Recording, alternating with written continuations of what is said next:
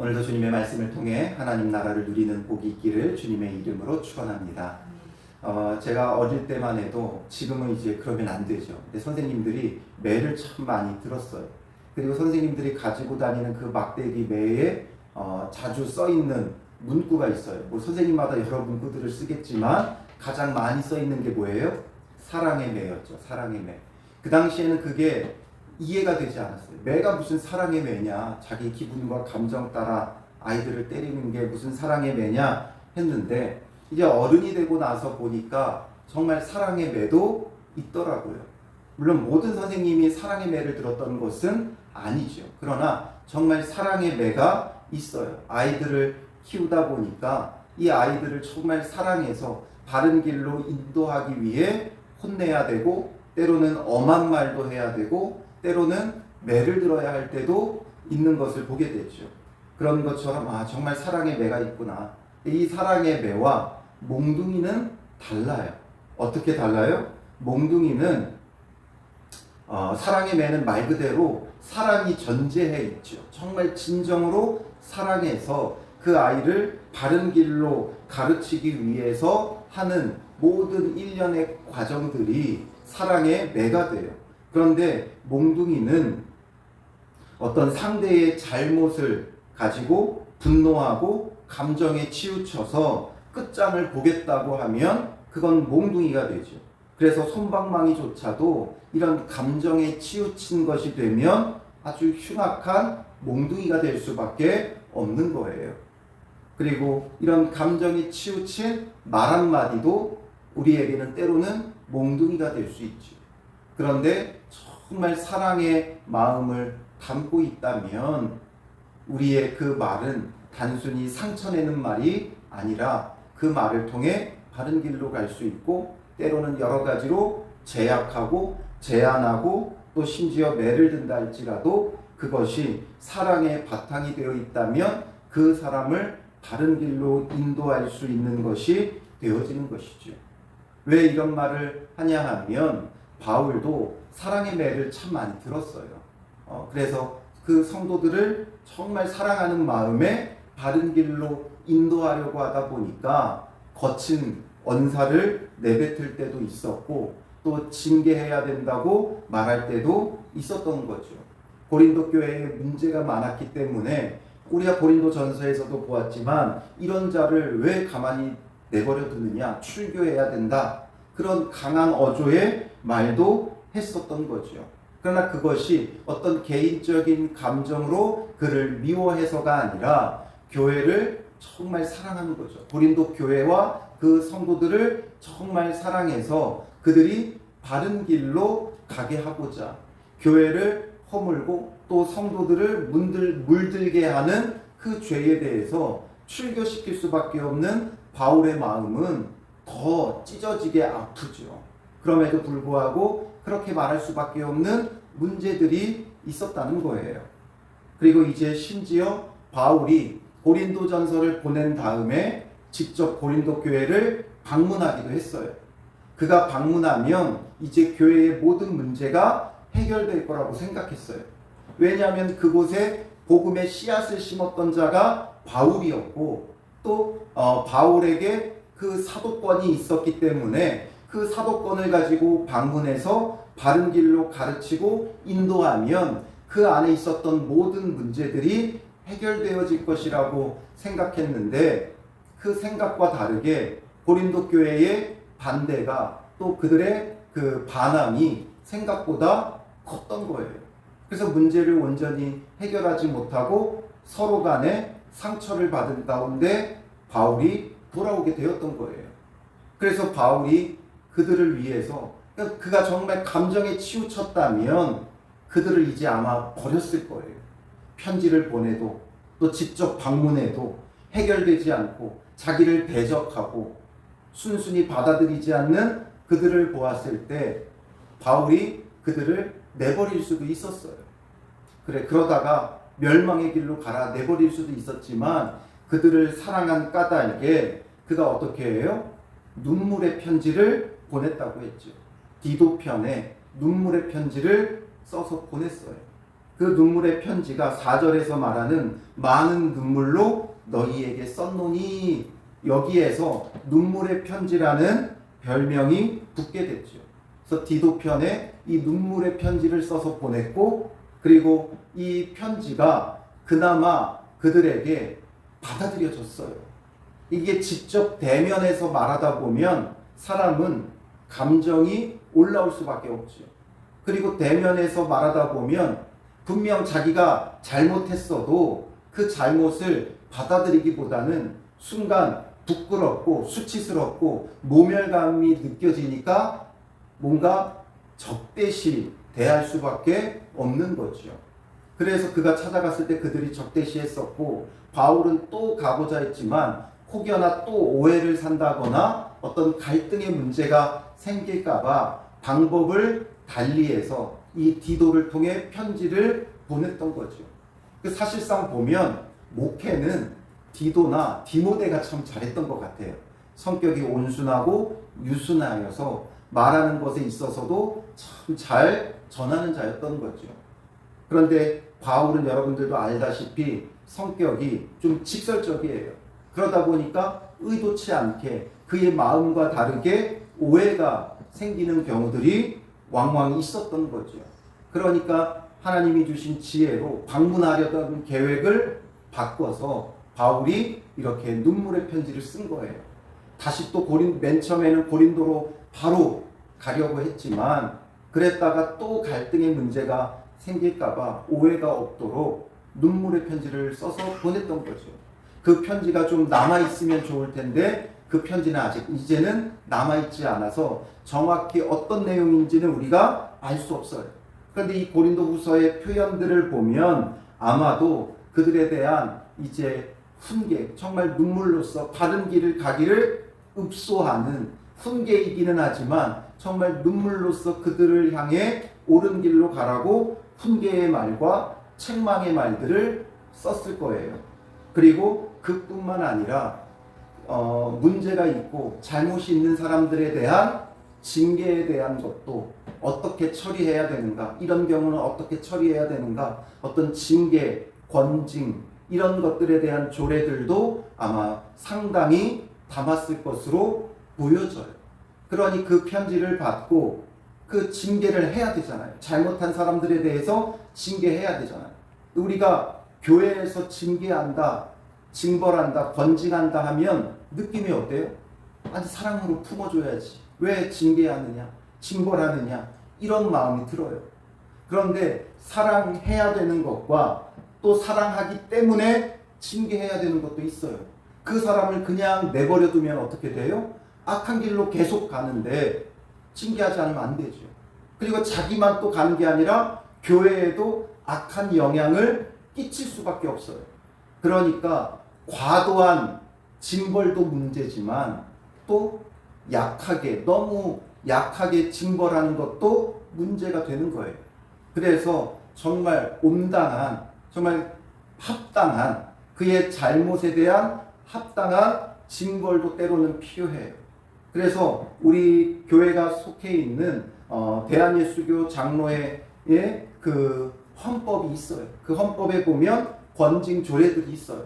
그 잘못에 대한 해당하는 것에 따라서 때로는 수찬정지, 그러니까 성찬에 참여할 수 없게 하는 거죠. 그리고 또 때로는 교회의 출석을 정지시킬 수도 있어요. 그리고 이제 정말 가장 마지막에는 출교 조치도 있어요. 왜냐하면 이런 신천지 같은 사람이 들어왔는데 사랑으로 품을 수 없잖아요. 그런 경우에는 출교를 시키기도 해야 하는 거죠. 그래서 이런 여러 가지 징계에 대한 것도 전달했는데 바울이 직접 가지 않은 이유, 그들에게 오해 사지 않고 올바로 이걸 전달하고 그 다음에 스스로 그 교회가 이런 잘못한 사람들을 징계하고 바르게 세워가려고 하는 거예요. 그렇지 않고 바울이 직접 가서 그들을 대면하게 되면 이제 어떻게 해야 돼요?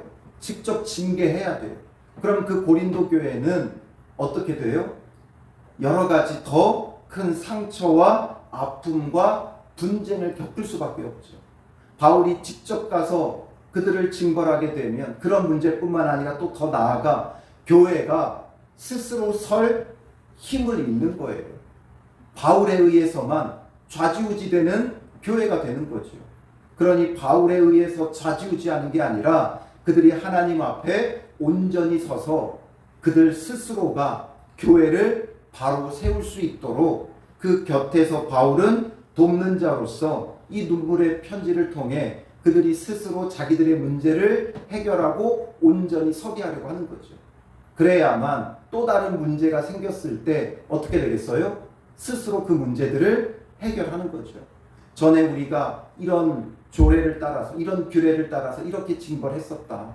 그게 항상 동일하게 적용이 되어져야 교회가 권위가 있고 또 징벌해야 될 경우에 그것을 모두가 합당하게 받아들일 수 있는 거죠. 우리 얼마 전에 올림픽이 끝났지만 올림픽에서 우리나라 역도 선수 중에 한 명이 정말 억울한 판정을 당했어요. 그런데 이것이 물론 분명 잘못도 했지만 그 판정이 늘 해설위원이 말하는 게 그거더라고요. 항상 동일하게 적용이 돼야 된다는 거예요. 근데 그 전날 남자들 이탈리아 선수는 그것보다 더 팔꿈치가 꺾여졌는데도 불구하고 심판이 번복하고 인정해줬는데 우리나라 선수는 조금 그것보다 덜 팔꿈치가 꺾였는데 불합격 판정을 내려버렸어요. 이러면 그 권위가 떨어진다는 거예요. 이런 것처럼 항상 동일하게 이런 일들이 잘 적용되게 스스로가 해간다면 앞으로 그런 문제들마다 어떻게 되겠어요? 잘 처리할 수 있죠.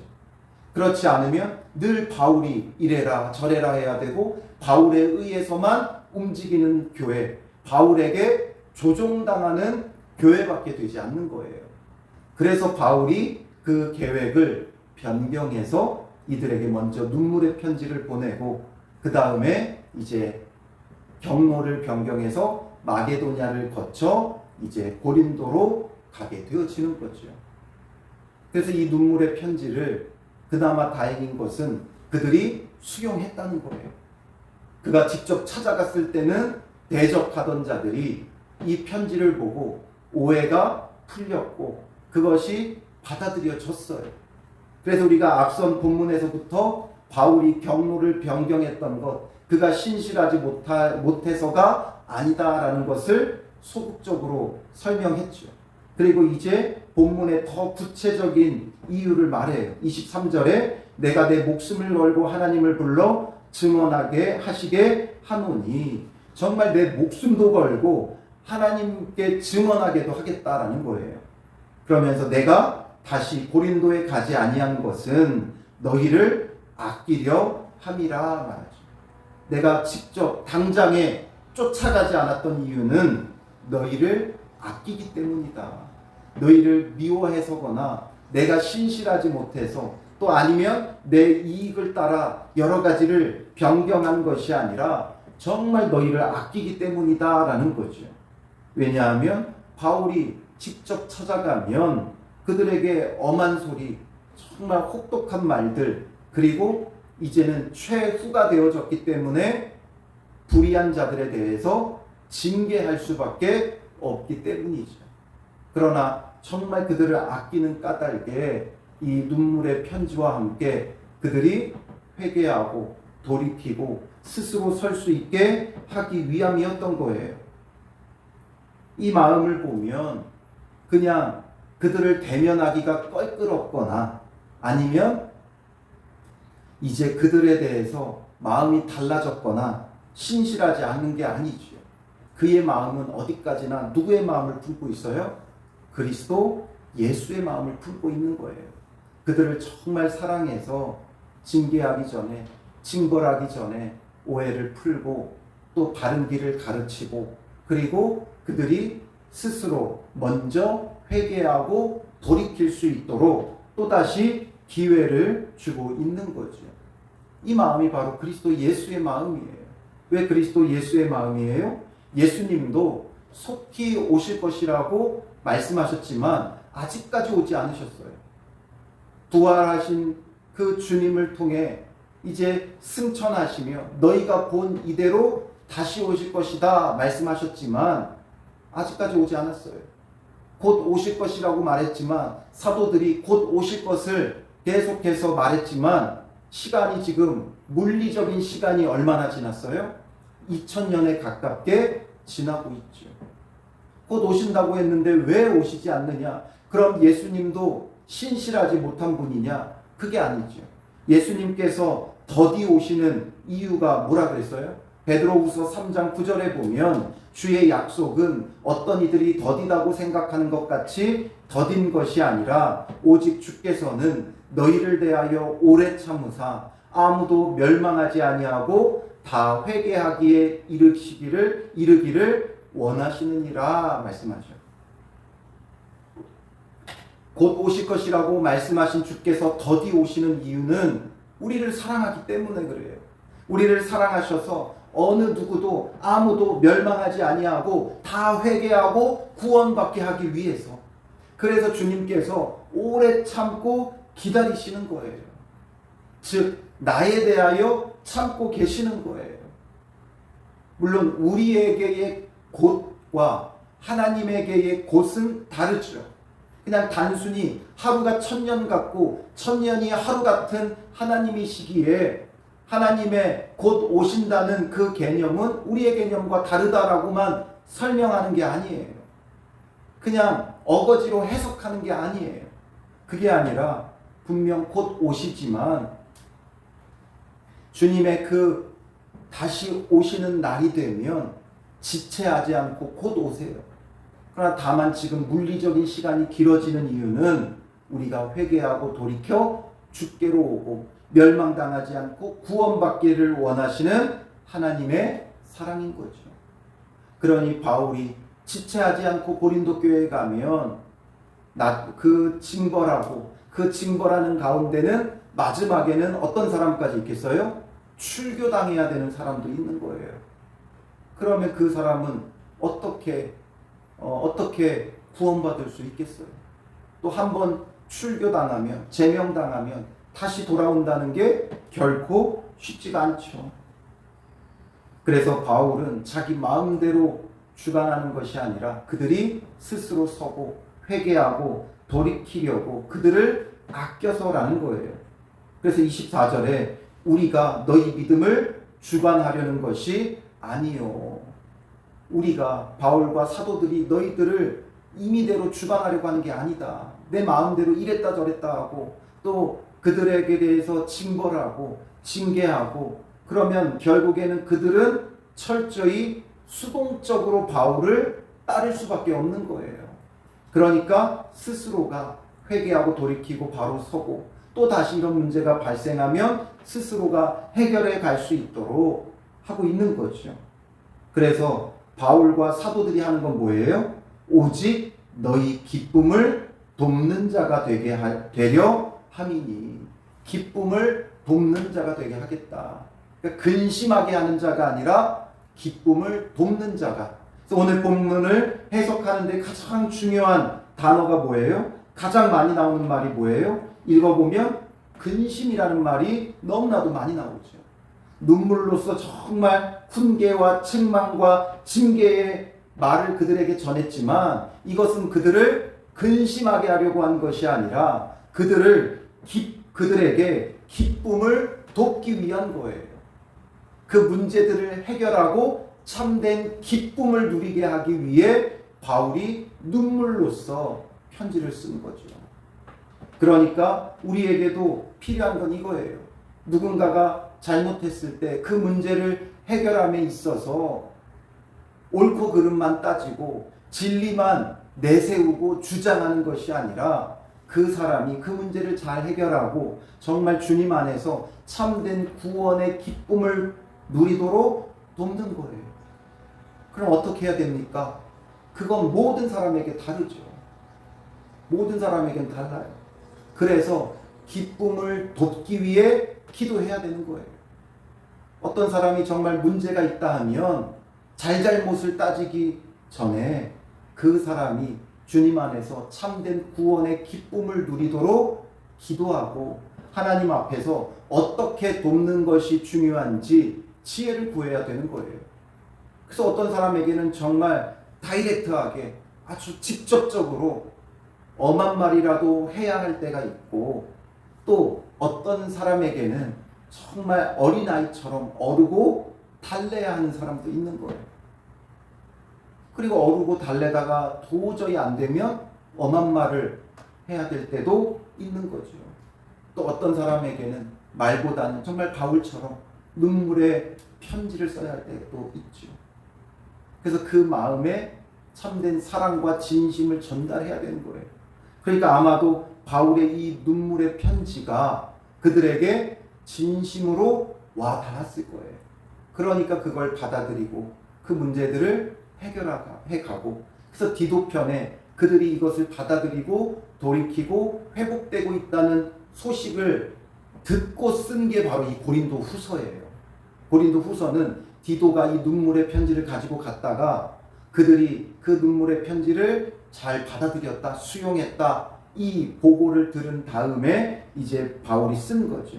그러니까 이제 바울이 그들에게 이제 위로의 말을 앞서서 그래서 전달했던 거예요. 위로의 하나님을, 모든 위로의 하나님을 말했던 이유가 이들이 이제 그 아픈 말을 듣고 돌이키고 회개하고, 또 어떤 사람에게는 정말 가슴 아프지만 징벌하고 이런 일들을 겪은 그들을 위로했던 거죠.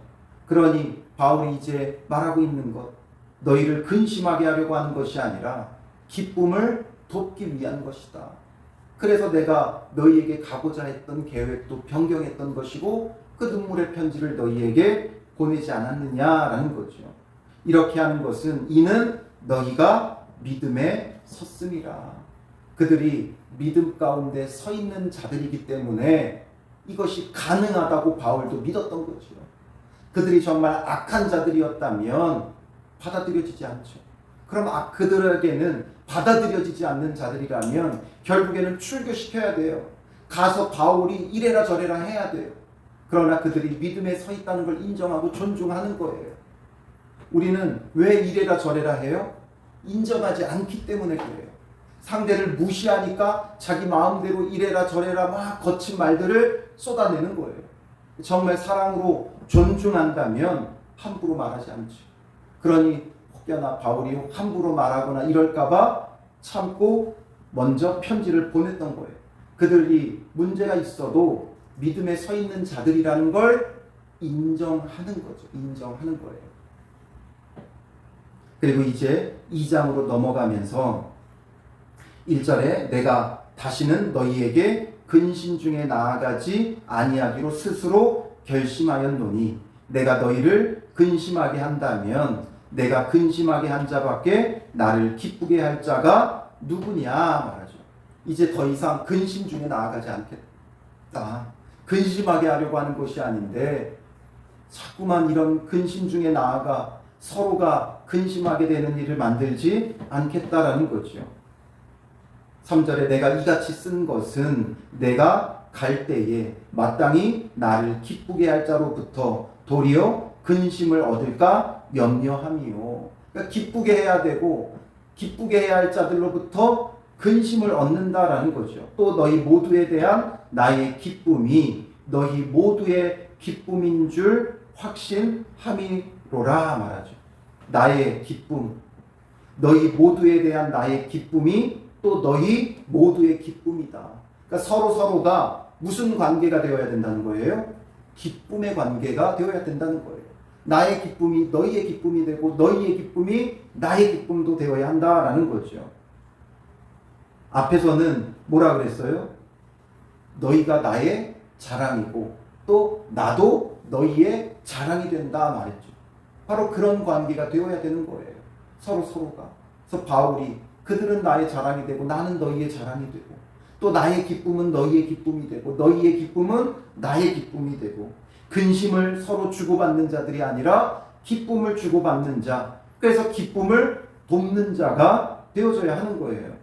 그래서 기쁨을 돕기 위해서 바울이 4절에 내가 마음에 큰 눌림과 걱정이 있어. 이 큰 눌림과 걱정을 가지고 그들을 찾아가게 되면 그들에게도 큰 눌림과 걱정이 되겠죠.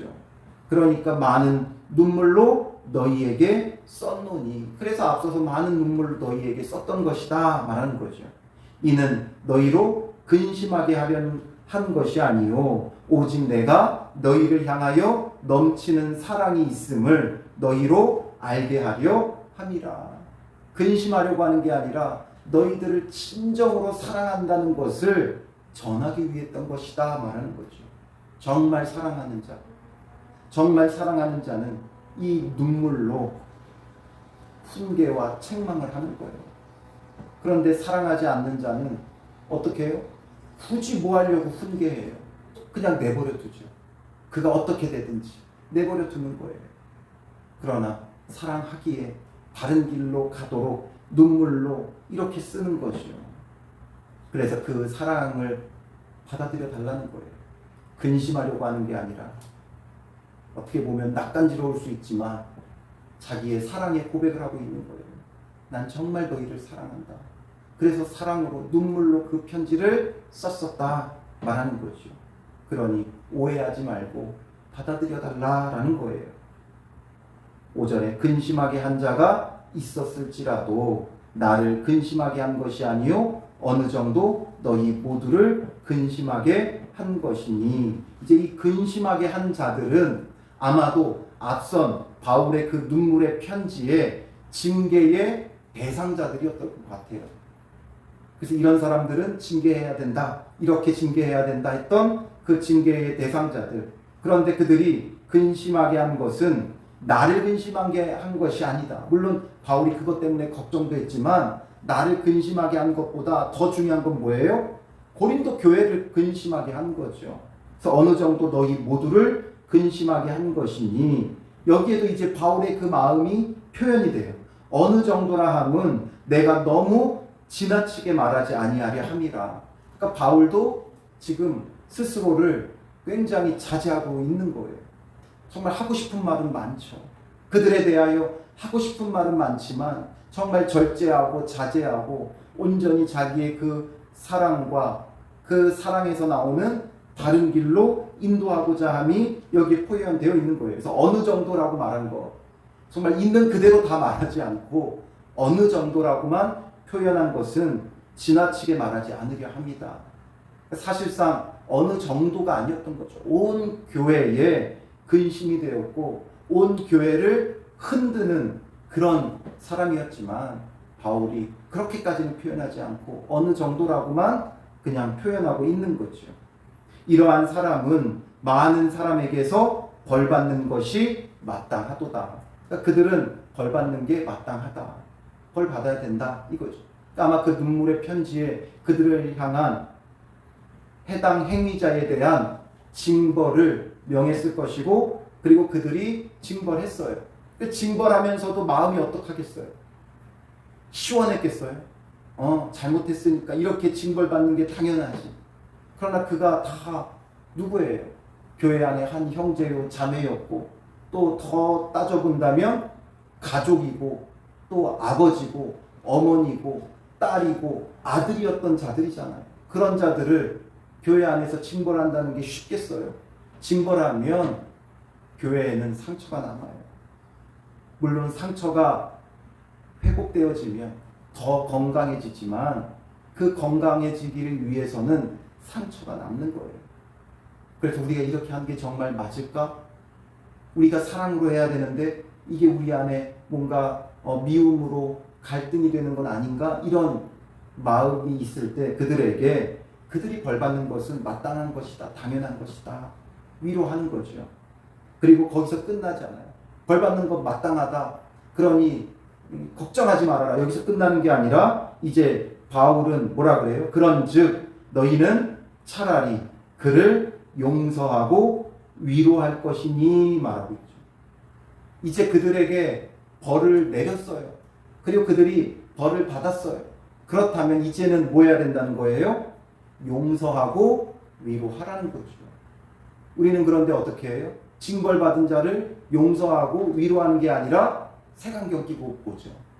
그래서 이제는 그 사람은 다시는 우리 교회에 오면 안 되고, 다시는 이런 일을 맡기면 안 되고, 다시는 이런 직분을 주어서는 안 되고, 이렇게 되죠. 그에 해당한 합당한 징벌을 내리고 그가 그 벌을 받았다면 그 다음에는 용서하고 위로하고 받아들여주고 또 그를 세워줘야 돼요. 징벌을 통해 회개하고 돌이킨 자 교회 안에서 차별 없이 받아들여 주어야 하는 거예요. 그 합당한 징벌을 받지 않았다면, 스스로가 거부했다면 받아들일 수 없죠. 그러나 그 징벌을 스스로가 받아들인 건 무엇 때문이에요? 자기의 잘못을 인정하는 거죠. 그 징벌을 통해 회개하고 돌이키는 시간을 가진 거죠.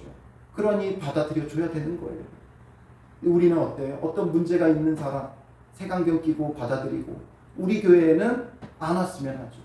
사회적으로 무리를 일으킨 자가 우리 교회에 온다고 할 때 여러분들은 어떡하겠어요?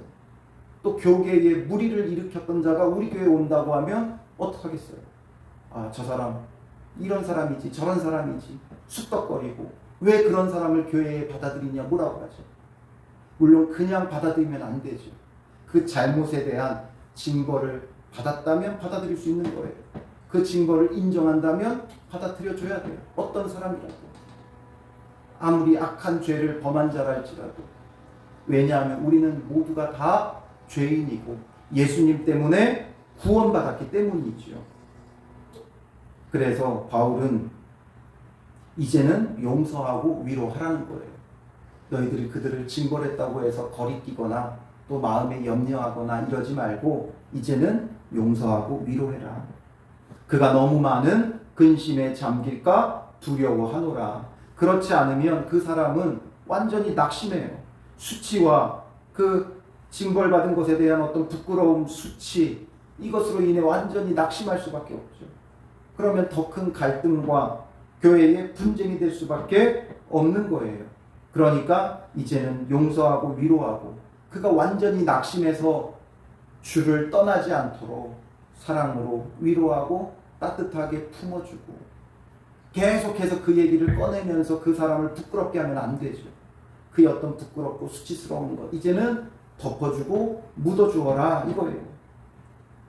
그러므로 너희를 권하노니 사랑을 그들에게 나타내라. 사랑을 나타내라. 사랑을 나타내라. 이제 징벌한 다음에 그 쌓여있는 감정으로 인해 적대하지 말고 사랑을 나타내라 라는 거죠. 너희가 범사에 순종하는지 그 증거를 알고자 하여 내가 이것을 너희에게 썼노라. 그러니까 순종하는지, 너희가 이 눈물의 편지를 쓴 이유가 무엇이었느냐, 정말 너희가 순종할 마음이 있는지, 그러니까 바른 길로 가고자 하는지를 알기 위한 것이었다. 그리고 너희가 이제 바른 길로 가는 것이 분명히 확인되어졌으니 이제 막 끝까지 쫓아가 그를 징벌할 것이 아니라 이제는 용서하고 위로하고 사랑을 나타내라 이거죠. 너희가 무슨 일에든지 누구를 용서하면 나도 그리하고, 그러니까 너희가 용서하면 나도 용서하겠다. 또 내가 만일 용서한 일이 있으면 용서한 그것은 너희를 위하여 그리스도 앞에서 한 것이다. 결국 절대적으로 주도권을 누구에게 주고 있는 거예요? 고린도 교회와 그 교인들에게 주고 있는 거예요. 내가 용서했으니 너희도 용서해라 이게 아니라 너희가 용서하면 나도 용서하며 너희를 따르겠다. 스스로 그 문제들을 해결해 갈 수 있도록 하는 거죠. 바울이 끝까지 추적하고 이 잘못한 사람, 이 사람은 이렇게 저렇게 벌해라 이게 아니죠. 너희가 스스로 이 문제들을 해결해 가라. 그러니까 절대 그들의 믿음을 바울이 주관하지 않죠. 그들이 믿음 위에 서 있기 때문에 스스로 그 문제를 해결해 갈 수 있도록 돕는 거예요. 이는 11절에 우리로 사탄에게 속지 않게 하려 함이라. 사탄에게 속지 않게 하려 함이라. 이렇게 교회를 바르게 세우기 위해 징벌했는데 여기서 자칫 잘못하면 사탄이 이것도 틈을 타고 들어와요. 사탄의 계략은 뭐예요? 그것으로 인해 서로 미워하고 갈등하게 만드는 거죠. 끝까지 그를 용서하지 않으면 결국 사탄이 그 마음을 주관하는 거예요. 사탄의 계략에 넘어가는 거예요. 그리고 그 사람은 완전히 낙심해서 그리스도에게서 떨어져 나가는 그런 사탄의 작전이 먹혀들게 되는 거죠. 우리는 그 계책을 알지 못하는 바가 아니로라. 징벌하면서 그 잘못으로 인해 그 사람을 미워하고 용서하지 않으면 사탄이 자기의 계략을 가지고 이것으로 갈등하게 만드는 거예요. 예수님에게도 그렇게 한 거예요. 예수님을 대적하는 자들 끊임없이 있었죠. 하나님의 아들이신 그리스도가 이 땅에 오셨고 그런데도 불구하고 그 예수님을 대적하는 자들, 예수님이 용서하지 않았으면 어떻게 돼요? 하늘에 불을 내리죠. 천군 천사를 동원하여 그들을 쓸어버리죠. 그러면 이 땅 완전히 멸망하는 거예요. 그러니까 예수님도 끝까지 참으사 우리를 위하여 자신이 십자가에 죽어주셨죠. 그러니 사탄이 힘을 쓰지 못하는 거예요. 사탄이 완전히 패배하고 그들이 주도했던 그 죽음을 예수님은 오히려 이기고 사망 권세 이기고 부활하셨죠. 사탄의 계략을 다 알기 때문에 완전히 무위로 돌아가게끔 만들어 버리신 거예요. 그러니 오늘 우리도 이제 그 예수 그리스도를 쫓아서 사랑을 나타내야 돼요. 진리를 위해 때로는 훈계도 책망도 징계도 하지만 그 다음에는 사랑으로 감싸 안아주는 게 중요한 거예요. 혼낸 다음에는 안아줘야죠. 아이를 혼내고 그것으로 끝나면 이 아이의 마음에는 그 마음의 상처가 고스란히 남아있어요. 그 아이를 사랑으로 품어주면 이게 엄마의 사랑이구나, 아빠의 사랑이구나 하면서 더 바르게 세워져 갈 수 있는 거죠. 교회도 잘한다 잘한다만 할 게 아니라 때로는 훈계도 책망도 징계도 하지만 그 다음이 중요한 거예요. 그 다음에 이제 사랑으로 감싸 안아주면 기쁨이 넘치게 되는 거죠. 그래서 바울은 24절에 기쁨을 돕는 자가 되려 함이다 말했죠. 그래서 바울이 그들에게 어떻게 지금 기쁨을 돕고 있는 거예요? 용서하라는 거죠. 그래서 용서하고 위로해라. 이렇게 기쁨을 돕고 있는 거예요. 사실상 이들이 근심하게 한 것이 바울에게도죠. 그런데 그 근심, 자기의 근심은 묻어두는 거예요. 나를 근심하게 한 것이 아니라 어느 정도 너희 모두를 근심하게 하는 것이다. 자기의 근심은 그냥 묻어두는 거죠. 너희를 근심하게 했었지만 그래서 그들을 징벌했고 벌받는 게 당연하지만 이제는 용서하고 위로해라. 이게 바로 기쁨을 돕는 자죠. 끝까지 추적해서 그 잘못에 대해 물어라. 책임 소재를 물어라. 이러지 말고 이제 합당한 징벌을 내린 뒤에는 용서하고 위로하는 거죠. 그래서 오늘 본문은 근심과 기쁨이 대조를 이루고 있어요. 여러분, 우리는 어디를 가든지 근심하게 하는 자가 아니라 기쁨을 돕는 자가 되어야 돼요. 그래서 이때는 어떻게 해야 됩니까? 저 때는 어떻게 해야 됩니까? 저에게 어떤 특별한 영분별의 은사가 있다면 얘기해 주겠어요. 그 사람에게는 편지를 쓰세요. 그 사람에게는 엄한 말을 하세요. 그러나 저는 그런 은사가 없어요. 그런 은사가 없기에 여러분들이 기도하셔야 돼요. 주님 앞에 구해야 돼요. 주님, 내가 기쁨을 돕는 자가 되기 위해 어떻게 해야 됩니까? 그를 위해 정말 사랑으로 기도하며 가장 좋은 은사가 뭐라 그랬어요? 사랑이죠. 그러니까 정말 사랑으로 그를 위하여 기도하면 하나님께서 그 은사를 통해 기쁨을 돕는 자가 되게 우리를 사용하시는 거죠. 그래서 용서하고 위로하고 사랑을 나타내라. 기쁨을 돕는 자죠. 오늘 우리도 기쁨을 돕는 자가 되어 우리의 삶의 자리에서 가족과 이웃에게 정말 기쁨을 돕는 자가 되어 사랑하며 그들을 위하여 기도하며 하나님이 주신 지혜로 그들을 대하고 사랑으로 품어주고 용서하고 위로하는 그런 하루가 되시기를 주님의 이름으로 축원합니다. 기도하겠습니다. 살아계신 아버지 하나님, 오늘 바울의 그 마음을 우리가 보게 됩니다. 그리스도 예수의 마음을 품고 그들을 근심하게 하는 자가 아니라 기쁨을 돕는 자가 되어 눈물의 편지로 그들을 사랑하며 섬기는 것을 봅니다. 하나님, 오늘 우리는 어떠합니까? 우리 안에 사랑이 없어서 옳고 그름만 따지고 잘잘못만 따지고 엄하고 혹독한 말만 있는 우리의 모습을 용서하여 주시고 주님, 우리가 먼저 받은 그 용서와 사랑을 이제는 전하며 증거하고 나타내게 하여 주시옵소서. 정말 참된 사랑으로 우리의 가족과 이웃을 위하여 기도하며 하나님이 주신 지혜로 기쁨을 돕는 자가 되게 하시고, 그러므로 하나님의 구원을 가정 가운데 이루어가고 이웃에게, 일터에, 학교에 이루어가는 믿음의 사람들이 되게 하여 주시옵소서. 그리스도 예수 안에서 보냄을 받아 정말 기쁨을 돕는 자가 되는 하루가 되게 하여 주실 줄 믿사오며 예수님의 이름으로 기도합니다. 아멘.